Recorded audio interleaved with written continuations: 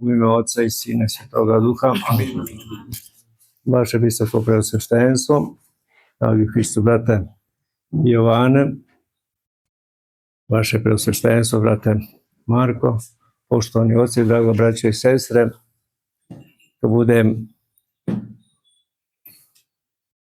sretna slava i sretan imendan visoko preosvećenom Jovanu i također i slava ovoga svetoga hrama. Iz poslušnosti malo ću ja nešto da večeras ovog praznika da nekoliko reči kažem. Čuli smo sveto evanđelje da je Gospod naš Isus Hristos govori da je on vrata i kroz ta vrata prođe, spašće se. I Gospod naš Isus Hristos je donesao evanđeljem rodu ljudskome da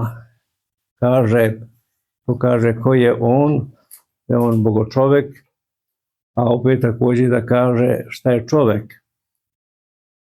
Jer pre dolaska Gospoda našeg Isusa Hrista posle pada naših praroditelja u greh, rod ljudski je bio kao u jednom tunelu koji nije imao izlaza, nije imao vrata, bio je u sceni smrti.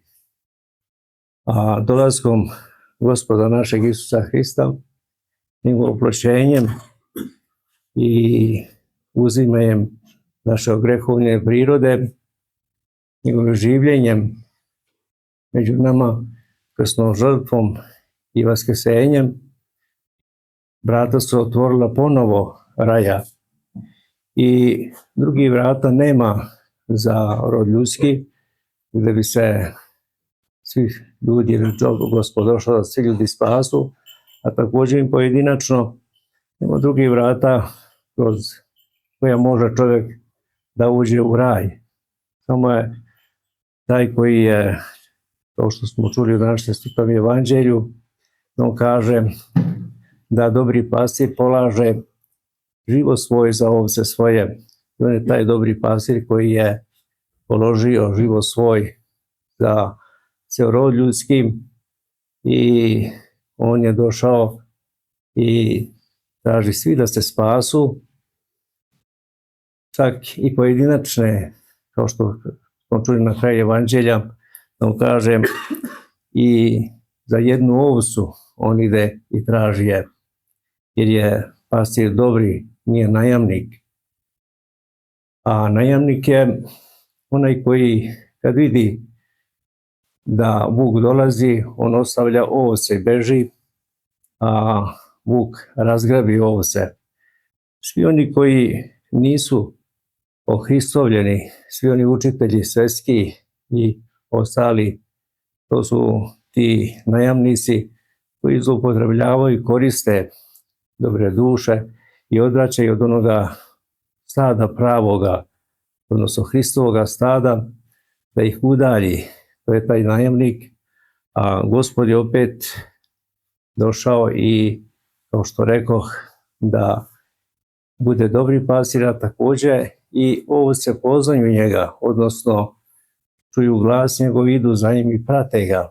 I također svi oni njegovi sledbenici koji su ohristovljeni, odnosno koji su svetitelji, također oni ništa drugo ne rade nego to delo Božije, kao što je i današnji svetitelj, Sveti Jovan Zlatousti, koji je cijelim svojim bićem bio ispunjen blagodaću Duha Svetoga.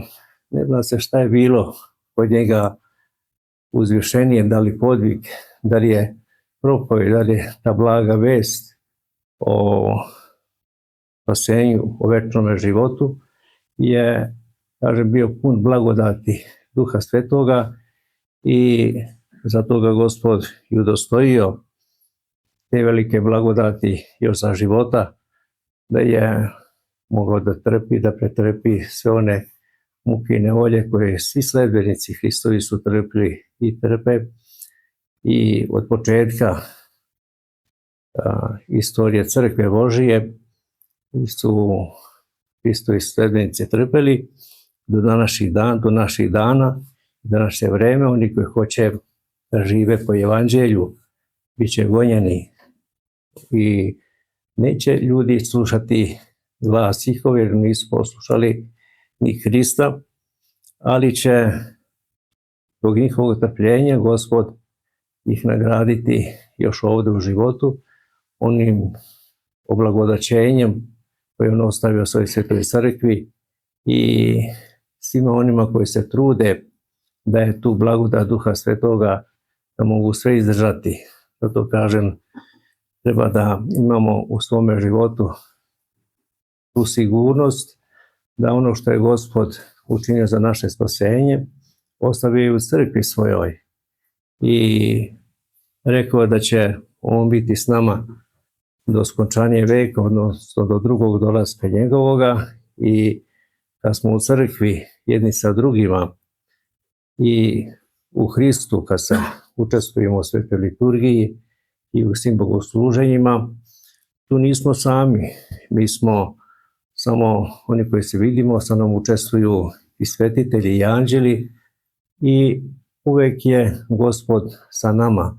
Jer je on kazao, gdje su dvoje, troje ime moje, tu sam ja među njima, i zato trebamo tu sigurnost, ali da imamo i odgovornost prema svome spasenju, jer onu ljubav koju je Gospod naš Isus Hristos učinio za naše spasenje, ono što smo stradavši, u grob sišavši, i vas sišavši, i vaskrsnuši, našu ogrehnu prirodu, uzmem da zajedno sa pravičnim Bogom, treba da odgovorimo na tu ljubavlju prema njemu, a ljubav se prema Gospodu pokazuje ispunjenjem zapovesti Božje.